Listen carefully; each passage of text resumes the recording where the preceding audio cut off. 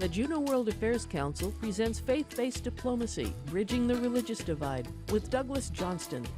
Johnston is president and founder of the International Center for Religion and Diplomacy, a non-governmental organization based in Washington, D.C. Its mission is to prevent and resolve identity-based conflicts by incorporating religion into diplomacy.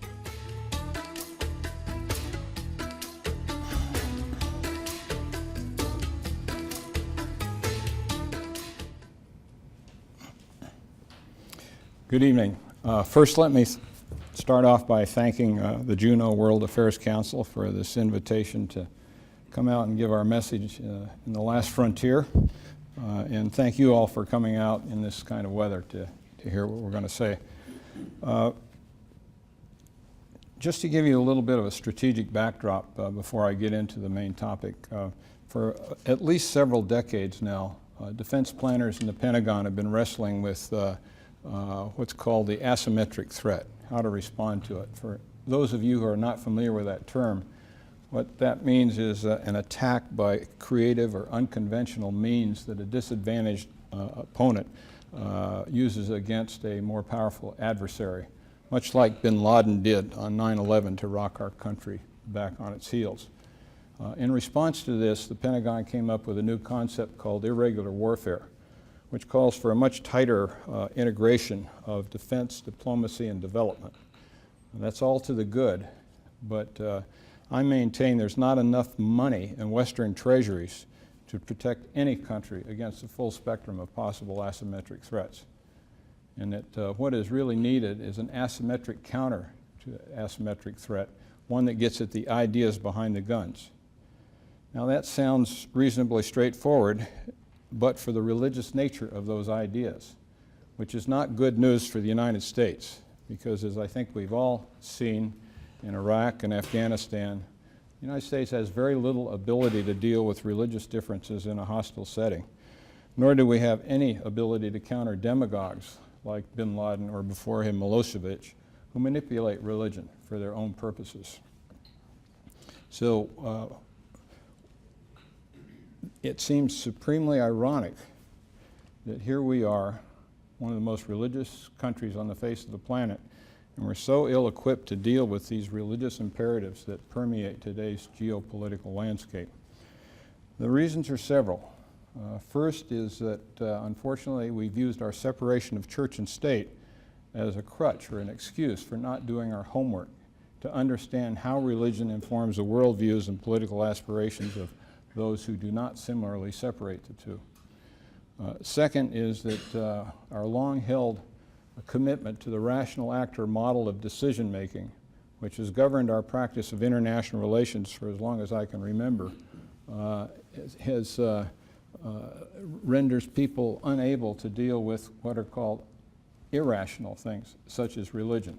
You know, we're just not equipped to do it. We simply don't know how. And thirdly, I think the political ambiguities surrounding our separation of church and state prevent our political leaders and our military leaders from addressing the religious dimensions of the threats that they're facing. So we're essentially out there fighting with one hand tied behind our back.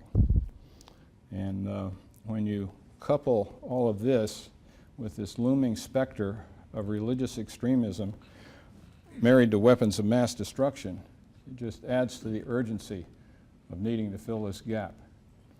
Now, one approach that has shown unusual promise is this business that was mentioned earlier called faith-based diplomacy. Now, what does that mean? Well, at the macro level, it simply means incorporating religious considerations into your practice of international politics. At the micro level, it means making religion part of the solution in some of these identity-based conflicts that exceed the grasp of traditional diplomacy. By identity-based, I mean, you know, ethnic conflict, tribal warfare, religious hostilities, these sorts of things. And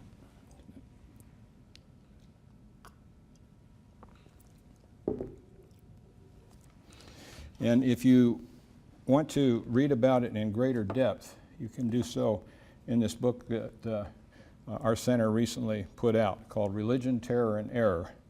And the subtitle is U.S. Foreign Policy and the Challenge of Spiritual Engagement. Now, this is really a how-to book. It's how to incorporate religious considerations into the practice of U.S. foreign policy. It's how to get beyond the rational actor model to a process that accommodates non-rational factors like religion and non-state actors. And finally, it's a how-to book that suggests a more effective leadership paradigm for the United States in the years ahead. And if I had to condense that to bumper sticker format, I'd say servant leadership at the international level, where you lead more by example than by force. And finally, one thing I should just mention too is that in terms of our inability to deal with religion, you may recall during the Cold War, the overriding requirement that we had was to contain the godless Soviet Union. And being godless, religion simply wasn't at the table. So, so that carries over as well. I'd like to just read, if I may, a couple of sentences written by the gentleman who wrote the foreword to this book, which was retired Marine Corps General Anthony Zinni, who once was the commander of CENTCOM, which has been fighting our wars over there, and also served as U.S. Special Envoy to the Middle East. And I quote, he said, "This is a visionary approach that goes beyond the whole of government effort and which expands the current definition of smart power. From my 2 decades of experience in the Islamic world, I'm convinced that the vast majority of Muslims would embrace this approach as a means of clearly expressing their beliefs and enabling them to understand ours."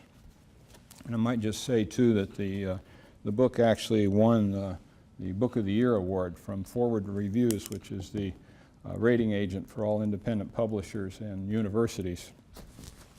And if you're interested in the book, you can, for those of you throughout the state of Alaska, you can most effectively, cost-effectively obtain it off our website at www.icrd.org.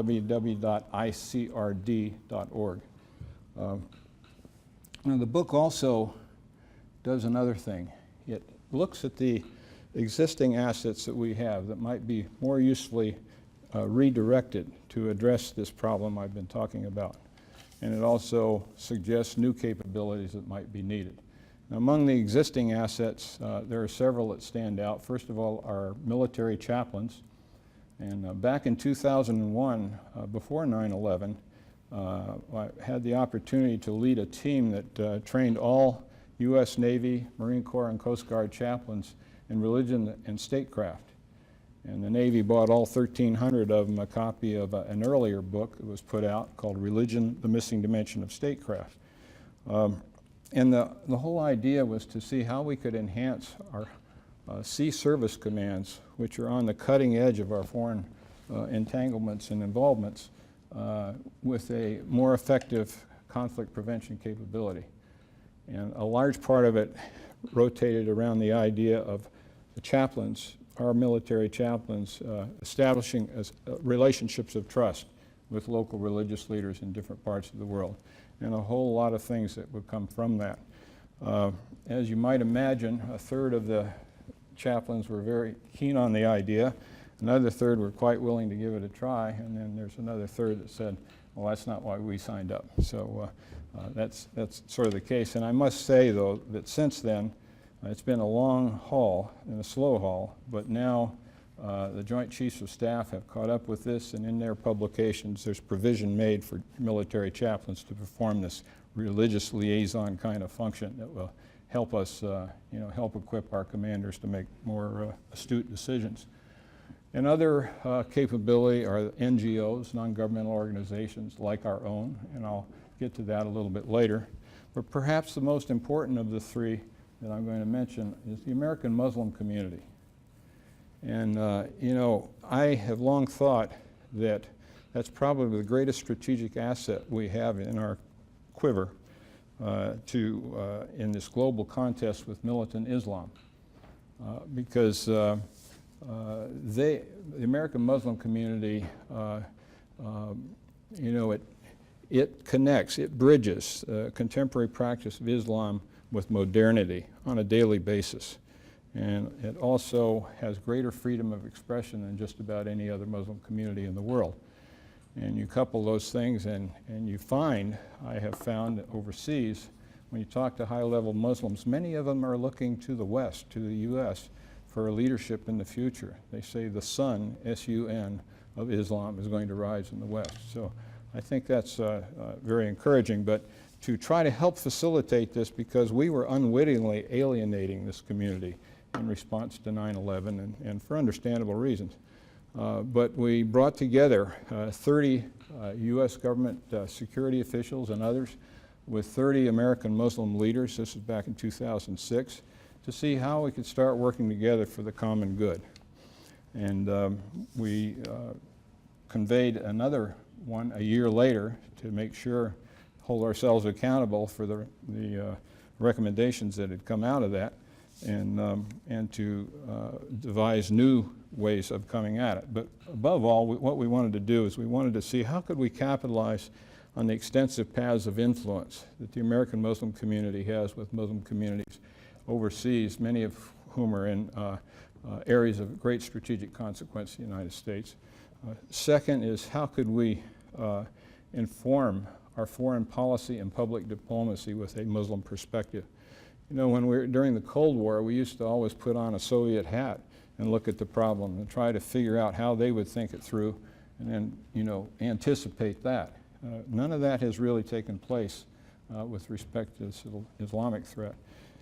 And then finally, we wanted to see how we could empower the American Muslim community to take a strong leadership role in a process called Ijtihad, which is a process that was, when Islam was in full flower many years ago, this process was in place. And what it was a continual reevaluation of how your religious values should inform your daily walk in light of major changes in the external environment.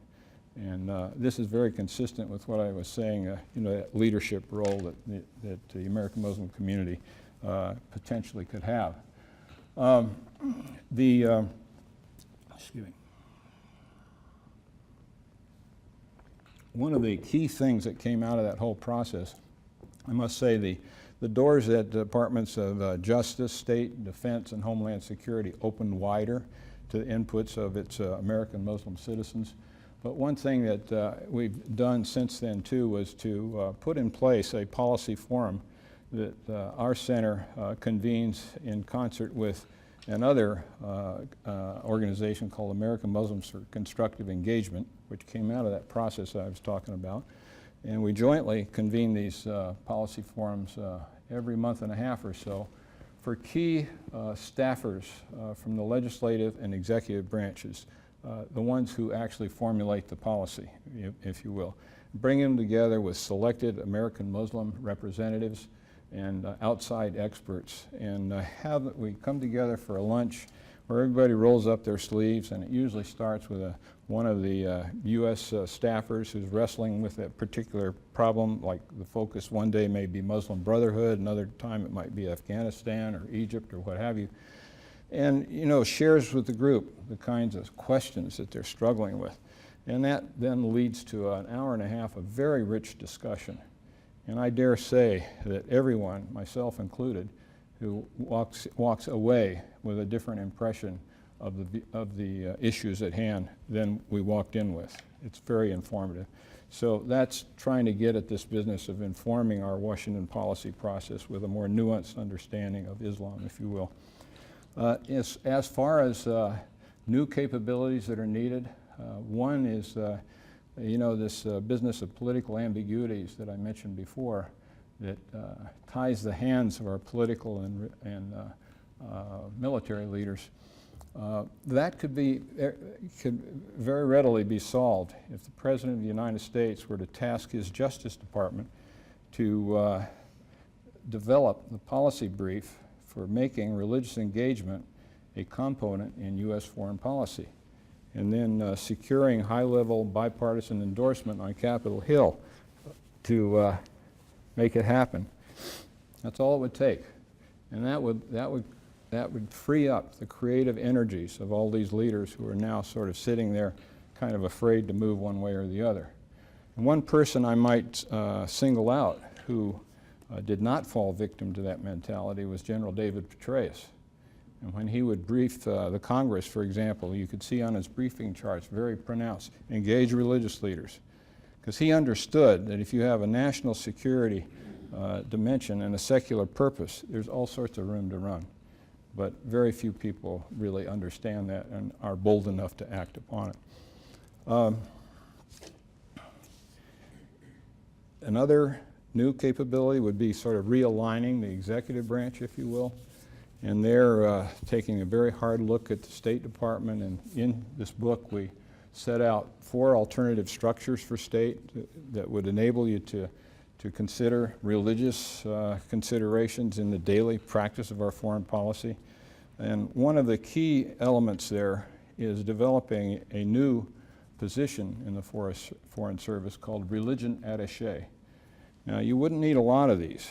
You'd only need them in those missions overseas that are in countries where religion has particular salience, like Saudi Arabia or Israel or you name it. We looked hard at the globe, and a cadre of 30 of these folks could cover our global interests. Now, what these folks could do is, these are people who would not only have maybe a real understanding of theology and that sort of thing, and foreign policy, but also would have a real understanding of how faith can lead to action and what you do about that. And right now, what typically happens in our embassies is that either the cultural affairs officer or the political officer or the ambassador, his or herself, handles it, but all too often those issues get pushed aside by more pressing business. And unspoken is the fact that a lot of them are pretty complex. So if you had a cadre of folks who were capable of dealing with these complex issues, it would really enhance our ability. And you know, it would cost $10 million a year. Sounds like a lot of money. When you think about the billions we're spending on symptoms like baggage handlers and the like, and to put just a little bit of investment in understanding cause and how to deal with it, I think it's, you know, it's probably money well spent. A lot of people in the Foreign Service and elsewhere will say, well, the greatest way to marginalize something is to create a specialist for it. And I understand that, but I don't buy it. I think that if you took these people and you put them in the political section of the embassy and gave them the same freedom to roam like political military officers do within those embassy staffs, you would hit the ball out of the park. Anyway, another one is to try to, new capability would be to try to give conflict prevention a real operational edge. And there you could form conflict prevention research teams that could go into countries ahead of time, and these would be all civilians, but they would have the right disciplines to understand what was taking place in their country, the dynamics that were going on, come back and suggest policy recommendations that could nip things in the bud before they turn violent. And then finally, I'd say the last new capability is something I call organic suasion. And what that means is like promoting peace from within. And to illustrate that, I'd like to just share with you a little bit about the work we've been doing in Pakistan over about a 10-year period, just to give you a feel. Now, what we've been doing there is trying to reform the madrasas, you know, the religious schools that gave birth to the Taliban, among other things. And few in the West are really mindful of the glorious, illustrious history of these schools. Because back in the Middle Ages and a bit later, they were the absolute peaks of learning excellence in the world at the time.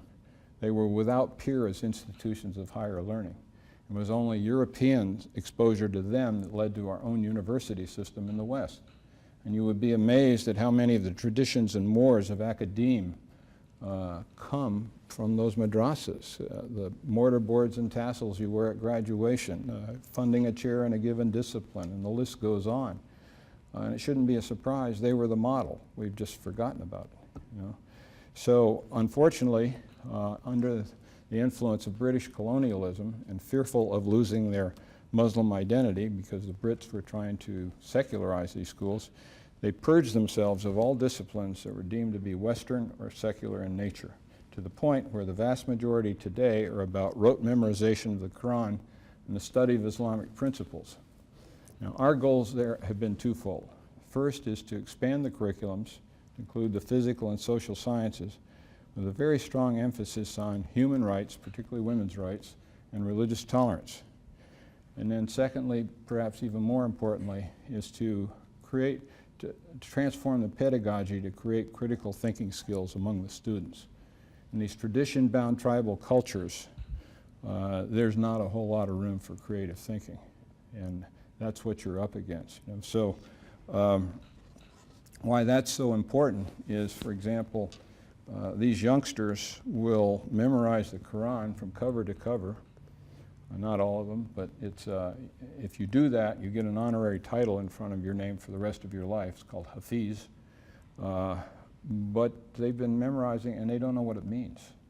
You know, they're having to memorize it in Arabic. Their first language is Urdu, and they're certainly not given enough Arabic to understand something as sophisticated as the Quran. So it's really mindless memorization. And then along comes the militant to recruit these kids to their cause, and the kids have no ability to question or challenge. They merely go do what they're asked to do. And that's what we're up against, if you will. Now, we've enjoyed pretty good success in this. As of when we were last engaged with it, I'll tell you what I mean by that. We had engaged some 2,700 madrasa leaders from 1,600 different madrasas. Sounds like a lot. It's not. There's 20,000 madrasas. But all the ones we did were in the most radical areas. So we feel pretty confident this is an approach that can work across the country. Now, one may legitimately ask, why did we succeed where no one else had, least of all the government of Pakistan? And there were several reasons for that. First was ownership. We conducted the project in such a way that the madrasa leaders felt it was their reform effort and not something imposed from the outside, which meant they had a lot of ownership in the change process. Now, if you believe what you read in the media, you would conclude that madrasas are no more than seedbeds of terrorism, and that's certainly not the case. There are some who are involved in it. The estimate is about 15%, but most are not. And I just would like to share with you one paragraph. This is the lead paragraph of our teacher awareness module in the training that we conduct. This was crafted by a madrasa leader. Okay? He says, "I have come to a frightening conclusion that I am the decisive element in the classroom. My personal approach creates the climate. My daily mood makes the weather. As a teacher, I have a tremendous power to make a child's life miserable or joyous. I can be a tool of torture or an instrument of inspiration. I can humiliate or humor, hurt or heal. In all situations, it's my response that decides whether a crisis will be escalated or de-escalated and a child humanized or dehumanized." Well, that's pretty powerful stuff, and I must say that I would be hard-pressed to come up with something half that good.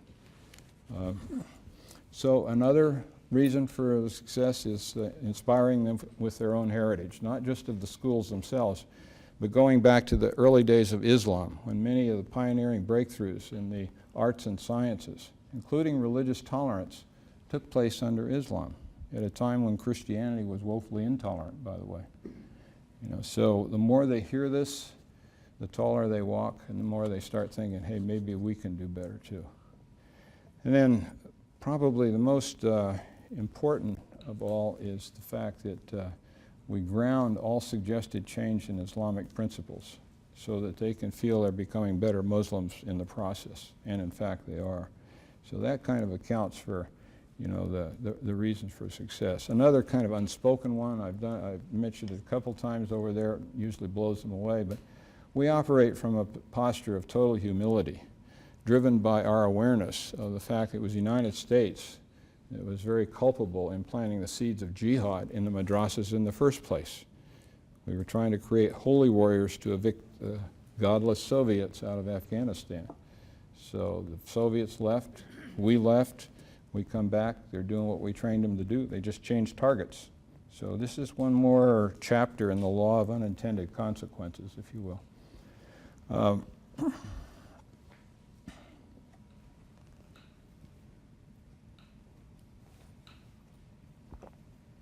What I'd like to do now is just share with you a couple of anecdotes to bring this alive for you. Okay, in one of our workshops, there was a Taliban commander of some renown who, though renowned, was despondent. He lost 2 sons in the fighting. He says, we simply don't know what America wants. Well, this led to an invitation for me to come to the mountains to tell our senior leadership what America wants, which I did 2 months later. In the meantime, I made the rounds at State, Defense, and the agency to make sure whatever I said was consistent with U.S. policy. And I'm here to tell you it's not only the Afghans in the mountains that don't know what America wants. But I did this, and it was in the Malakand Agency, which is in northwest of Pakistan, right across the border from the Afghan province of Nuristan. And I walk into this compound, and there are some 57 Taliban commanders and several tribal and religious leaders. And it didn't seem like a particularly friendly audience, but I started out by making it known we were not a government agency, nor had we received any funding from our government at that time. And I said that why we were here was to see if we could build on religious values that we share in common to create a confidence-building measure that could point toward peace. And so then I shared with them what America wants, which was simply put to lay down their arms, distance themselves from al-Qaeda, and to reconcile with the Karzai government.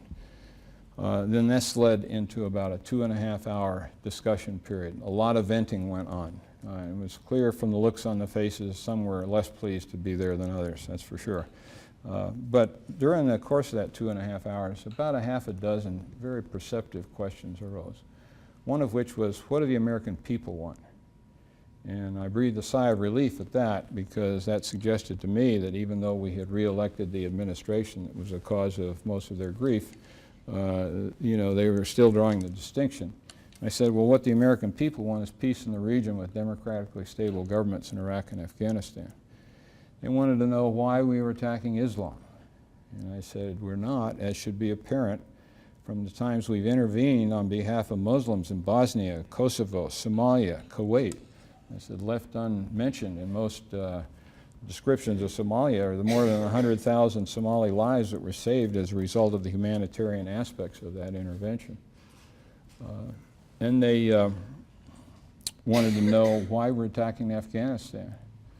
I said, well, to put this in terms that you hold dear, which are hospitality, loyalty, and revenge, I said, before we recognize certain members of al-Qaeda as a threat, we welcomed them into our country, we gave them hospitality, and then without warning they struck on 9/11.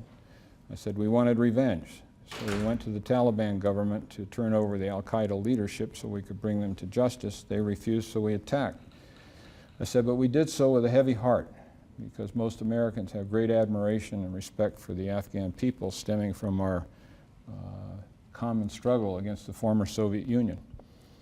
And I said, furthermore, you need to appreciate that you have Arab tribal leaders now who are banding together, your own tribal leaders banding together against al-Qaeda because they have violated your hospitality.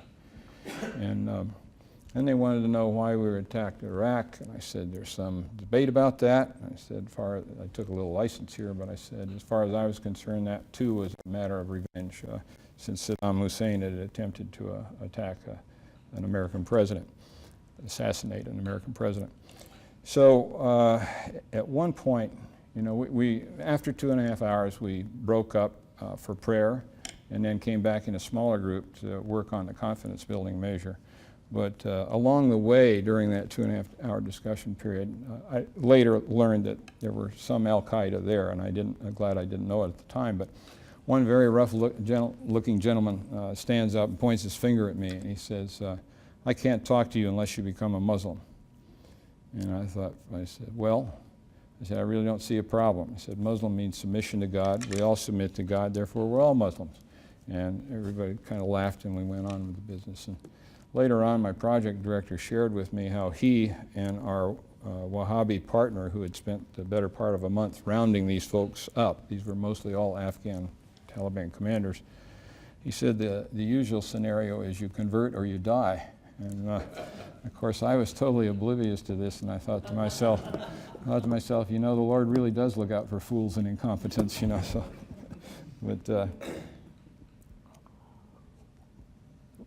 we did come up with a confidence-building measure, which called for establishing a secure zone in the western third of this province of Nuristan, where not much fighting was going on, and trying to facilitate development assistance that would go in and directly serve the people, because all of these commanders seemed mortified by the fact that despite the billions of dollars flowing to Afghanistan, at least at that point in time, none of it had reached the village level.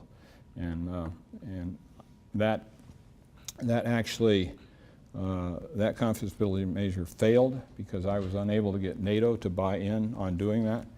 But it did have a payoff when several months later I received a call from the Korean ambassador to the United States, who asked if our center could help secure the release of the 21 missionaries, Korean missionaries, that were being held hostage by the Taliban.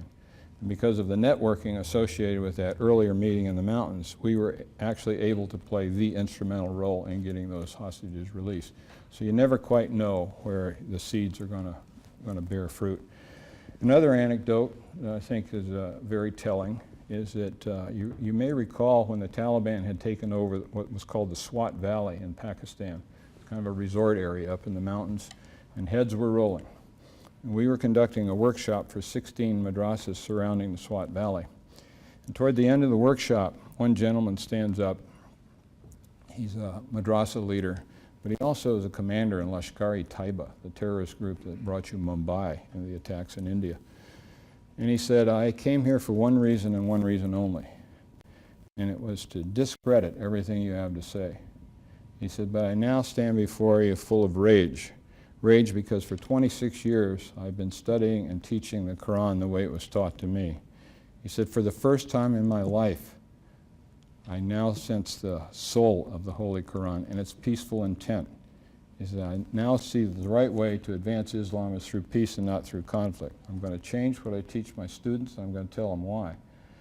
Well, this takes a lot of courage to say that in mixed company in that kind of setting. And I suppose he was cut some slack because he was a terrorist commander. But nevertheless, a month later, we came back to see how it was going. And he was doing exactly as he said.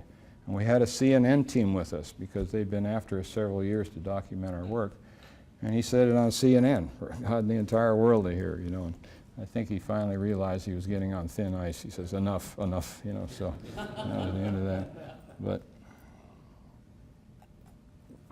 I think that's a very good illustration of the business of dealing with the ideas behind the guns, Now, on a systemic basis, we did a lot to try to, there's a national body called the National Madrasa Oversight Board. These are 5 religious leaders that sit on top of the 5 sects that sponsor these kinds of schools, these religious schools.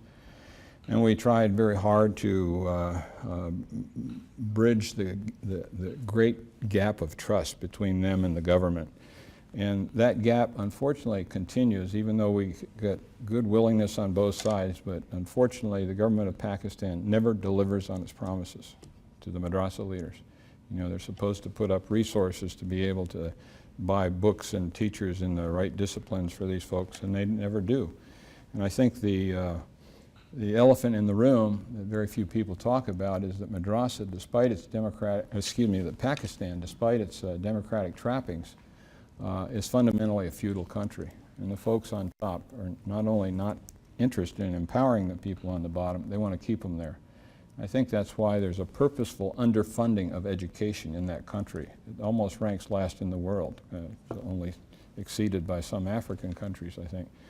But about 2% of GDP. And there's a purposeful attempt to keep the people illiterate so they can't vote and upset the status quo. So this is one of the really tough things we're up against. But we took this National Madrasa Oversight Board to Turkey and Egypt as part of, we were trying to develop a model curriculum based on best educational practices, not just in Pakistan, but across the Muslim world. So we took them to those 2 countries to be able to see how they handled Islamic education. And I must say, we had developed a pretty close relationship with these folks. They went with an attitude. You know, what can these secularists teach us religious purists? Well, they came back very humbled because they saw that not only could Egyptian and Turkish students, Madrasa students, handle religious questions every bit as ably as any Pakistani Madrasa student, but they also could handle contemporary problems because they'd had all those, you know, the math, the science, the human rights, all these sorts of things. And so they came back and they decided that henceforth all Madrasa leaders were going to be accredited. Up until that time, there were no standards. If you wanted to open a Madrasa, you opened a Madrasa.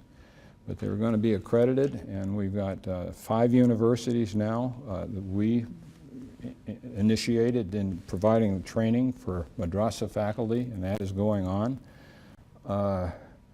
We also, the leader of the Deobandi sect, which was the most powerful of the 4 sects, more powerful than the other 4 combined, this is where the Taliban came out of, came up with the idea of developing a peace textbook that would be taught in all madrasas and throughout the country. And that peace textbook has now been developed using, we used Madrasa scholars to do it. Again, it's that ownership piece. And we've established teacher training institutes in the anchor madrasa for each of those, or the headquarters madrasa for each of those 5 sects, where we'll be training madrasa leaders in the faculty, in the textbook principles. And a fellow by the name of Samuel Huck, who was considered to be the father of the Taliban, called our project director and said, I will send 50 of my Madrasa leaders to this training, and after that's done, I'll send another 50. So this is the kind of thing, you know, that I'm talking about. Now, at the 7-year point, we had a bit of a transition because I set our project director down one day. I said, from this day forward, I don't want to ever mention our center's name in Pakistan again. I said, we're too widely known and we're too targeted. I couldn't believe the timing, but 3 days later, out comes a 7-page online jihadist journal article specifically targeting our work, accusing us of, quote, venomous concepts like moderation, tolerance, women's empowerment, et cetera, et cetera, et cetera. They had us down to the T. And the good news is we were having an impact. The bad news, we were having an impact.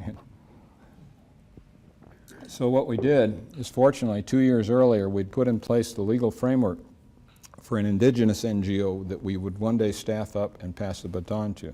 Because our job is always to work ourselves out of a job by creating capacity, not dependency. So we energized that. We took our project director, who was also our senior vice president for operations, we let him go, moved he and his family to Dubai, where he could be just an hour away to provide oversight, made him president of that indigenous NGO, and haven't lost a beat.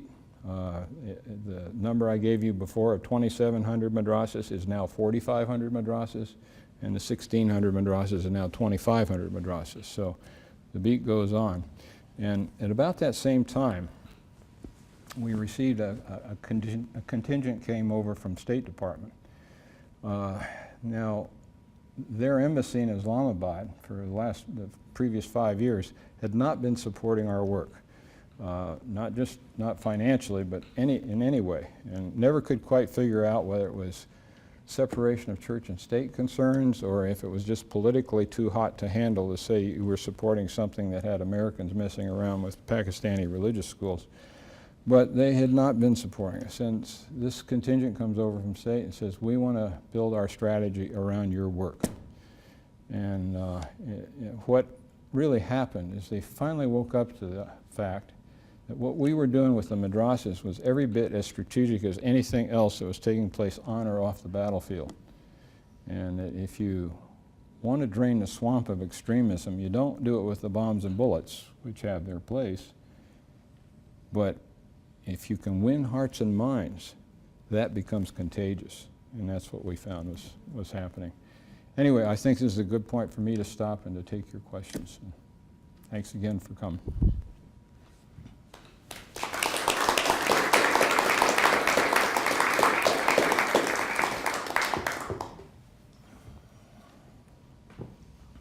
Anybody?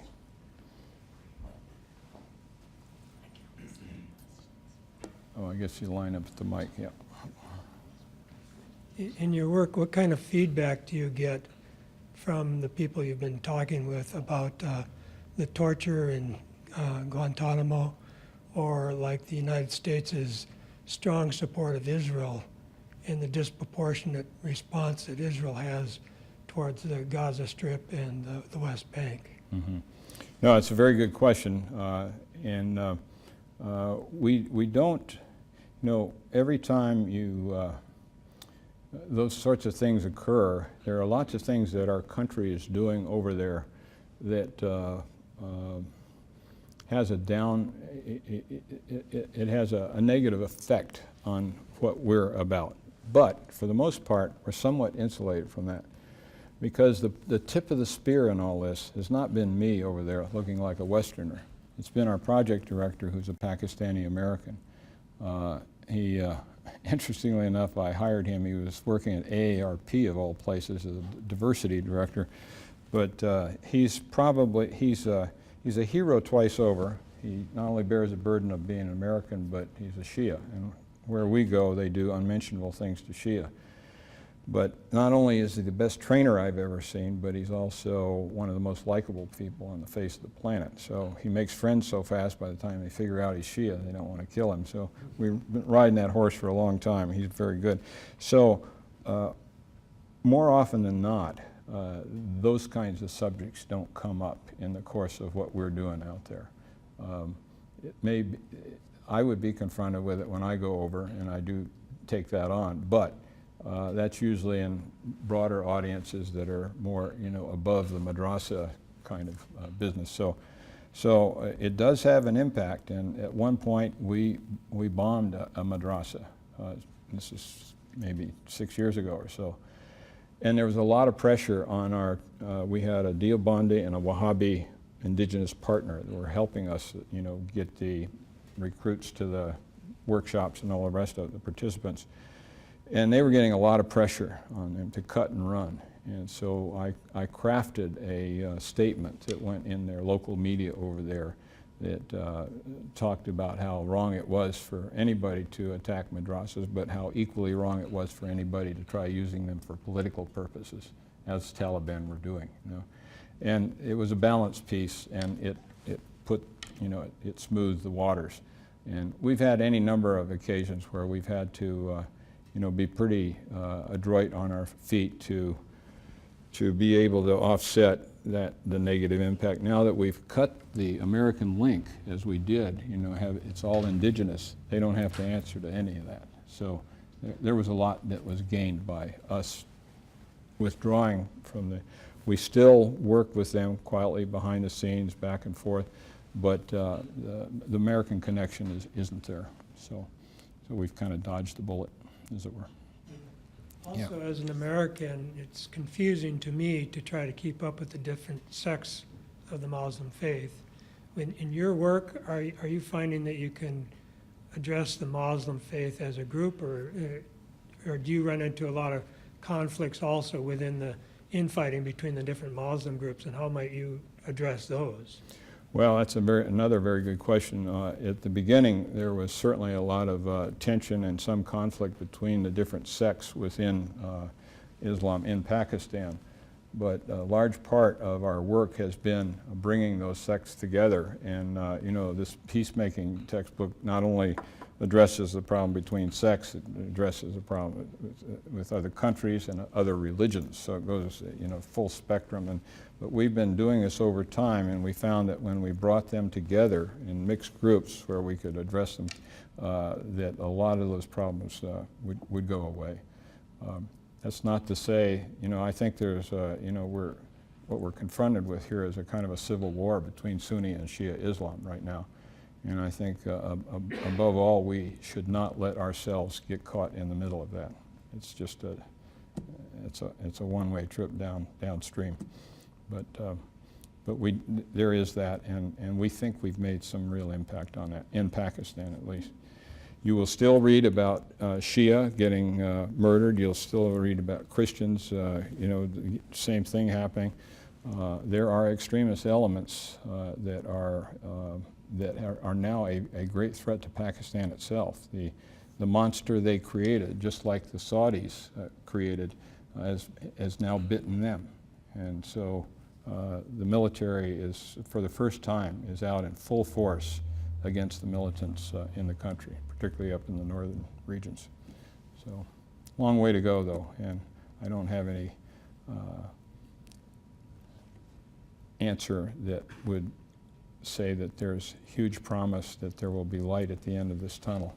All we can just do is one step at a time, see what kind of progress we can make. There's other questions here somewhere. Yes, ma'am. Yeah, thank you very much.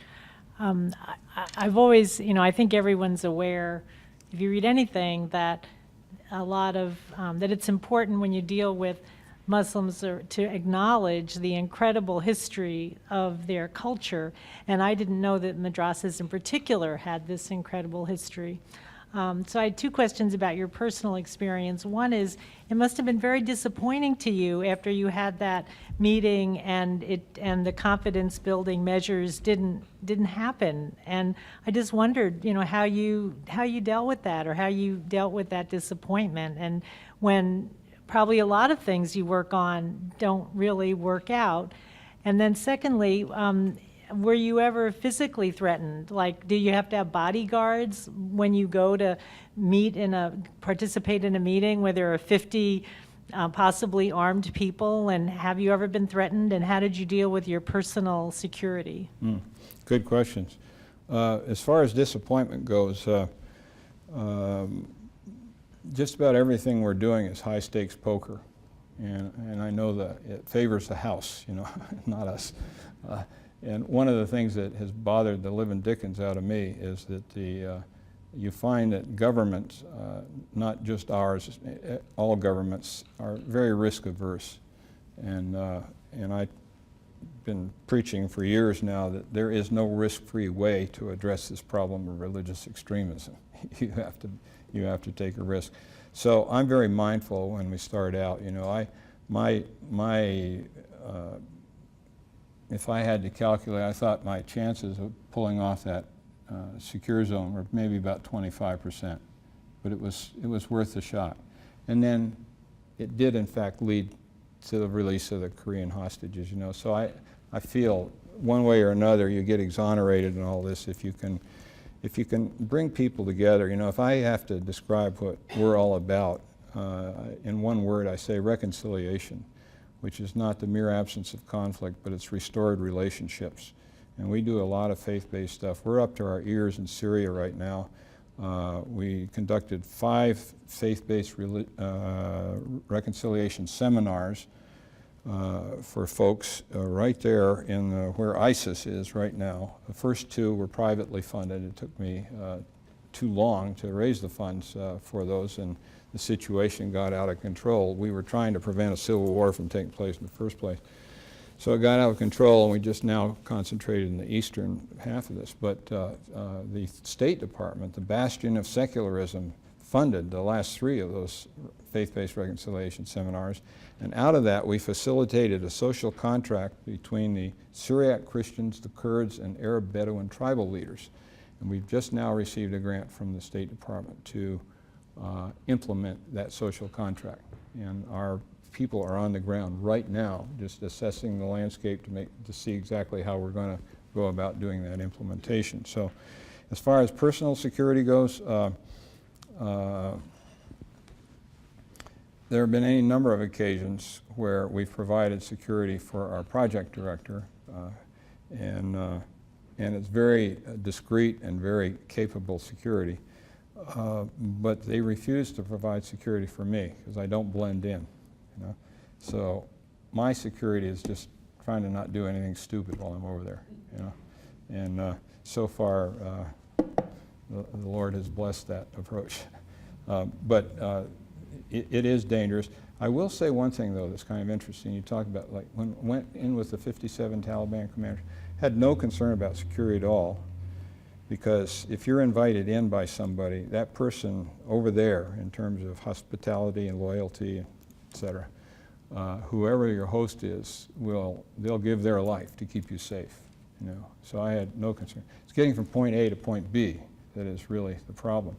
But this gentleman who owned the compound there, this was up near the Swat Valley, up in the heart of darkness, and he was supposedly gave sanctuary to bin Laden right after 9/11. And he actually came to our first workshop, and he came with the purpose of assassinating our project director. But after he heard that we weren't touting an American agenda, but encouraging Muslims to become better Muslims, he became a great champion of ours, you know, and that's what led to his hosting this thing. Well, after we had that meeting up there, Al-Qaeda came by, and the way he made his living was by renting construction equipment, and they confiscated all his construction equipment. Furthermore, they tortured 2 of the young men who had been involved in providing security when I was there. I wasn't mindful of them doing that, and I felt terrible about that. But several years ago, we had him to this country along with some other Madrasa leaders, and we renewed old ties, and he invited me to come visit him again in 6 months. And I said, I'd be pleased to do so. And then I asked my project director, I said, Ozzy, I said, how could he do that after he paid such a huge price the first time I visited him? He says, I don't know, I'll go ask him. And this was his response. He said, I would rather die than not provide hospitality to somebody I like. This is cultural, you know? And I personally, you know, I think we can learn a lot from other cultures, you know, because you wouldn't find that attitude in America, I don't think, not much. So that's basically it as far as security goes. Did I answer your question? Yeah, no, I was going to ask you to explain a little bit more about what you're doing in Syria, but I think you did. So you have workshops and you invite people and there's an agenda, and that's... Well, those, I'll give you just a minute because I'm only got 4 more minutes here. These workshops cause people to go very deep about themselves. I've even experienced one as a participant myself. It's our senior vice president, who is a Episcopal rector in Santa Barbara, California, who developed this technique, and he conducts it, and it causes people to deal with their own attitudes and perceptions and understandings and how those interact with others. And you deal with things like wounds of history. I mean the stuff that people don't talk about. We get right to it. And I've never seen at the end of one of these seminars that it ends without people embracing, and a lot of folks in tears. And I'm talking about some pretty tough-minded people who were bitter foes before they came in. And you know, you work it gradually. You know, you do one with the moderates and one religion, for example, like in Kashmir we did Hinduism, Buddhism, and Islam. And you do the moderates, and then you do another one, bringing in some militants. You finally succeed there. Then you do it with the other, and then eventually you bring them together, and you make all this work. It's a very slow process, but it really has bite to it. We only have a couple minutes for one last question. Well, I want to also thank you, and I think I need to read the book, but I guess the many questions that come to my mind, I'll ask just one, and that's, how do you deal with the inconsistency of our own government in a faith-based scenario where it seems to me like the work that you're doing overseas should be done here? And this is where we need to start in order to make an effective foreign policy that reflects, say, Christianity or other faiths that are very similar in their approach to nonviolence. Yeah, no, you're absolutely right. And you know, it doesn't have to be at the government level. It can be right here at the community level. You know, if you were to, people ask, well, what can we do? Well, I say, okay, if you're a Christian, have your pastor seek out the imam of the nearest mosque. See if you can get them to call him and establish a relationship, and then that can then segue into if it goes well, that can segue into a social gathering where you bring both sides together, and ultimately where it really pans out is when you've got the preacher preaching a sermon in the mosque and the imam preaching a sermon in the church. And then you find that they found in research that the attitude toward Islam is twice as favorable for those people who actually know a Muslim versus those who don't. So I think we've run out of time. I wish I could take more questions. I'm happy to answer after this is over, and we can do the books outside. But thank you very much.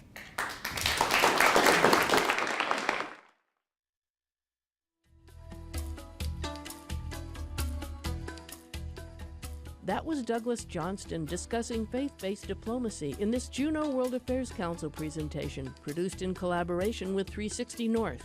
It was recorded on January 21st, 2015 at 360 in Juneau. With support from GCI, Alaska Electric Light and Power Company, Wastman & Associates Incorporated, Coeur Alaska Incorporated, Hecla Greens Creek Mining Company, Sea Alaska, and Alaska Power Light and Telephone.